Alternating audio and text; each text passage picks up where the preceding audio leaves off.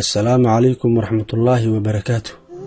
Waxaa lagu tiriyaa shirkadda Geely mid ka mid ah shirkadaha gaadiidka farsameeya ee ugu weyn dunida, taas oo sanado gudaheed ku gaartay guulo waaweyn kadib markii uu dadaal hami sare iyo maamul wanaag uu sameeyey aasaasaha shirkadda Li Shufu. Wuxuu ku dhashay Li Shufu gobolka Tanshanji sanadkii 1963, wuxuuna ka dhashay qoys beeraley ah oo bariiska aad u tacba.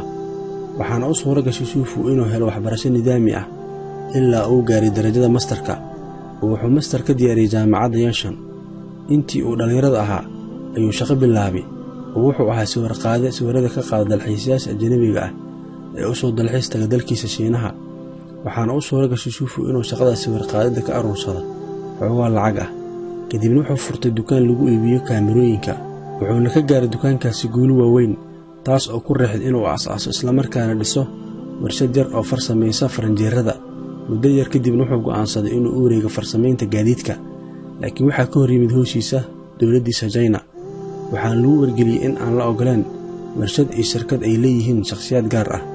2 sano kadibna waxaa kacday ama shiiday shirkad ay lahayd dowladdiisa Shiinaha oo ka shaqaynaysay xabsiyada. waxayna dowladdiisa u soo bandhigtay Shufu in uu sheer la galo.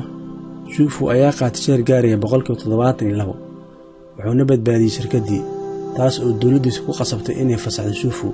isla markiiba Shufu wuxuu aasaasay shirkad lagu magacaabo Geely. kelmadda Geely ayaa afka Shiinayska macnaheedu yahay nasiib. wuxuu ahaa Shufu nin aad u jecel gawaarida shirkadda Mercedes, wuxuuna soo qaatay gaari duug ah oo Mercedes ah, waana uu furfuray. kadibna wuxuu u dayactiray si qurux badan oo soo jiidasho leh. wuxuuna noqday gaarigaasi kii ugu horreeyey oo farsameeyo aasaasaha shirkadda Geely.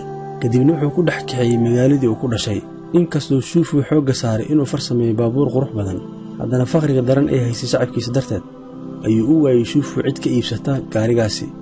sidaas daraaddeed wuxuu ku khasbanaaday inuu soo saaro gawaari raqiis ah oo ay ka iibsan karaan guud ahaan bulshooyinka ku nool koonfur bari ee qaaradda Aasiya. Shufu ayaa sanadkii 2008 la galay wadahadallo shirkadda farsamaysa gaadiidka ee Ford si uu u iibsado shirkadda Volvo ee laga leeyahay Sweden ee hoos timaada Ford. Shufu ayaa ka faa'iidaystay dhibaatadii dhaqaale xumo ee ku habsatay shirkadda Volvo sanadkii 2008, wuxuuna ku gatay Shufu shirkadda Volvo $1.8 bilyan. wuxuuna noqday Shufu sanadkii 2010 madaxweynaha dadban ee shirkadda Volvo. waxay hadda soo saartaa shirkadda Volvo sanadkiiba $250,000 baabuur.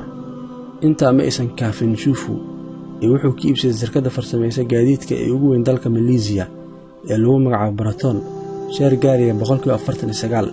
ujeeddada uu Shufu tilaabadan u qaaday ayaa ahayd inuu isku fidiyo suuqa qaaradda Aasiya. sidoo kale Shufu wuxuu gatay sanadkii 2017 shirkadda lagu magacaabo Tiravojida ee laga leeyahay dalweynaha Mareykanka. Shufu ayaa sanadahan dambe xoogga saarayay in shirkaddiisa Geely ay soo saarto gaari duulaya. dhanka kale Shufu ayaa sheer gaaraya 3% ka iibsaday shirkaddii oo dhalinyarnimadiisa aad ku jeclaa ee Mercedes.